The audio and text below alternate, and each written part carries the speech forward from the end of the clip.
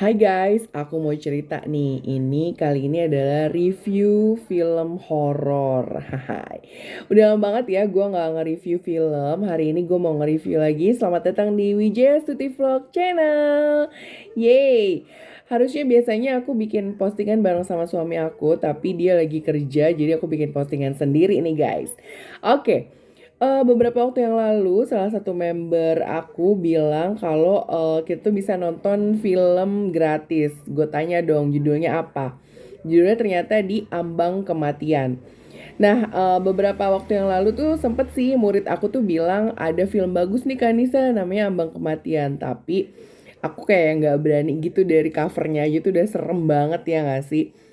Tapi akhirnya karena kita lagi mau ada event, jadi karena dua event berturut-turut dan ada jeda di siang hari, aku mikir ya udahlah kita nonton film gratis, terus bisa tidur di bioskop gitu kan. Ya udah kita langsung lah meluncur tuh aku sama suami aku abis dari acara di rumah sakit Karolus, terus kita meluncur ke FX Studio. Nah di FX Studio ini aku pikir kita bisa tidur gitu kan karena ada banyak penonton lainnya. Ternyata yang nonton itu waktu kita pertama kali cuman ada kita berdua doang, horor banget kan. Terus udah gitu ternyata ada nih pas kita udah lama aku kan ke toilet dan sholat dulu. Alhamdulillah ada lagi penonton barunya. Nah, jadi isi bioskop itu segede gitu cuman berempat. Karena biasanya aku suka banget kalau nonton bioskop itu di paling ujung alias di paling belakang. Ya udah, aku pesen di kalau nggak salah itu A berapa gitu kan. Aduh, tapi kok gue nggak nyaman ya kayak kanan kirinya tuh kayak ada apa sih kayak ada nggak tahu nggak ngerasa nggak enak aja gitu loh nonton di situ gitu kan. Akhirnya gue bilang sama suami gue pindah yuk di sebelah sana gitu. Nah udah tuh gue mulai nyaman tapi kursinya tuh ngerasa nggak enak sampai akhirnya yaudah kita deketin aja tuh penonton dua orang itu gimana katanya. Jadi kita beneran nontonnya tuh dempet-dempetan sama yang nonton juga dua orang tuh nonton film itu. Ya udah deh gitu.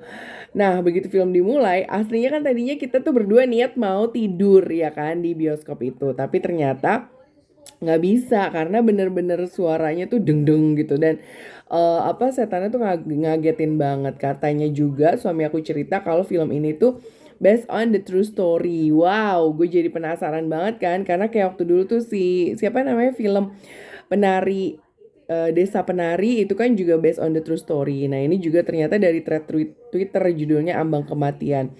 Dan ceritanya ini ternyata bercerita tentang sebuah pesugihan. Jadi si bapaknya ini tuh pengen banget ngerasain kaya raya, nyenengin satu keluarganya. Nah ini tuh filmnya pelajaran banget sih ya guys. Terlepas itu dari nyata ataupun enggak, ini pelajarannya adalah jangan pernah kalian bersekutu sama yang namanya setan. Karena kalau udah bersekutu sama setan, depannya aja tuh dikasih enak-enak, tapi kesana sananya tuh udahlah dikasih yang apa sih nggak enak lah kayak gitu. Nah jadi guys di film ini tuh ceritanya adalah bapaknya itu pengen ngerasain hidup mewah, hidup enak gitu kan. Sampai akhirnya dia dikasih rumah. Nah, di rumah itulah dia mulai kepikiran untuk mulai pesugihan. Awalnya pesugihannya tuh hanya kepala kambing aja, tapi lama-lama dia namanya manusia ya punya sifat tamak, akhirnya dia berjanji sama setan itu untuk menukar dengan tumbal manusia. Nah, udah tuh. Awalnya kan mereka hidup bahagia tuh. Setiap tahun baru mereka selalu merayakan karena menurut ibunya setiap tahun baru adalah apa namanya harapan baru. Jadi harus dirayakan dengan sebaik-baiknya gitu kan. Nah, tapi kejadiannya ternyata di tahun baru itu pas anaknya udah usia 10 tahunan itu tuh adalah apa ya mimpi buruk apa sih bad dream buat dua anak ini namanya Nadia sama gue lupa deh kakaknya siapa. Nah terus oh Yoga kakaknya namanya Yoga. Ibunya itu pokoknya sakit-sakitan terus dan ternyata pas di flashback kalau ibunya ini di mimpinya bertemu dengan si makhluk yang bikin kaya raya itulah. Nah, terus di mimpi itu si makhluk ini tuh minta anaknya buat jadi tumbal. Si Yoga ini anak pertamanya. Tapi ibunya bilang nggak usah jangan-jangan.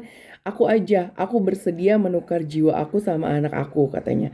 Ya udah, nggak lama ibunya sakit-sakitan dan meninggalnya itu nggak banget gitu loh. Yang narok mukanya di atas air panas dan yang uniknya bapaknya itu nggak pernah mau rumahnya itu bersih, selalu berdebu dan selalu dibikin kayak ngebangun rumah tapi nggak jadi-jadi gitu loh, nggak pernah jadi-jadi. Dan heran ya sih gue di film itu, kok tetangganya nggak penasaran ya, karena itu kan suatu hal yang aneh. Dan ada beberapa waktu yang dimana si bapaknya ini selalu ngasih kambing ke tetangganya. Kalau menurut gue sih itu aja udah aneh gitu kan. Tapi tetangganya tuh kayak menutup mata dan ya udahlah, itu urusan dia sama keluarganya gitu. Nah, jadi setelah ibunya meninggal baru nih terjadi keanehan-keanehan. Dan ternyata si pesugihannya ini tuh tetap akan ngambil nyawa orang-orang di dalam keluarga tersebut setiap 10 tahun sekali. Jadi walaupun sudah memberikan yang namanya kambing hitam lah dan lain-lain, tapi tetap akan diambil karena sudah berjanji untuk menukar harta dengan nyawa seperti itu. Dan yang lucunya ini ya, aku jadi sedikit tahu kalau ternyata tuh di dukun itu ada perjanjian yang sama kambing aja, ada yang perjanjian sama manusia. Dan kalau udah ngelanggar itu nanti fotonya tuh jadi berubah kayak titik-titik hitam.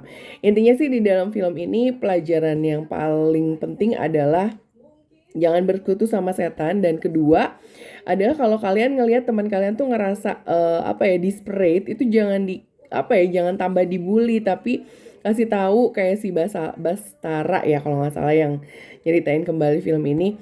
Kalau misalnya dalam suatu masalah nggak tahu harus kayak gimana, tulis supaya bisa meringankan beban dan juga orang lain juga bisa tahu dari tulisan kita.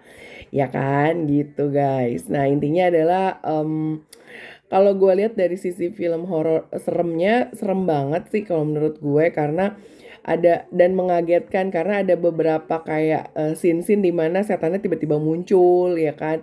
Terus juga termasuk sadis sih kalau menurut gue, karena emang cara si korban-korbannya ini meninggal itu kurang enak dilihat ya. Dari judulnya dari gambarnya aja udah menyeramkan. Jadi ya itulah yang akan kalian lihat di sepanjang waktu film. Dan memang sekuat apapun kalau sudah berjanji dengan setan, alias udah apa ya namanya itu tuh, udah menyekutukan Allah lah, udah menyekutukan Allah, ya berarti ini akan susah kesananya, nggak ada baik-baiknya. Walaupun di awalnya kelihatan baik, tapi endingnya bakalannya tuh nggak bakalan manis, seindah di awal-awal. Pasti bakalannya tuh banyak hal-hal yang harus dipertaruhkan dengan nyawa, bahkan keluarganya. Dan sampai akhirnya tuh kalau di ending ceritanya semuanya anaknya, ibunya, adiknya meninggal dan bapaknya akhirnya jadi gila dan juga ikutan meninggal. Pokoknya filmnya lumayan, kalau yang suka horor, suka film agak-agak sadis, ini good recommended. Tapi inti pelajarannya adalah jangan pernah sekali-kali bersekutu dengan makhluk lain, dan jangan pernah sekali-kali menyekutukan Allah karena itu dosanya besar banget. Oke, sampai ketemu di review film aku selanjutnya. Oh iya guys, kalau kalian mau cerita seputaran kisah horor kalian asli, kalian bisa email di email aku ya, di widyastutianisa@gmail.com. See you when I see you and bye.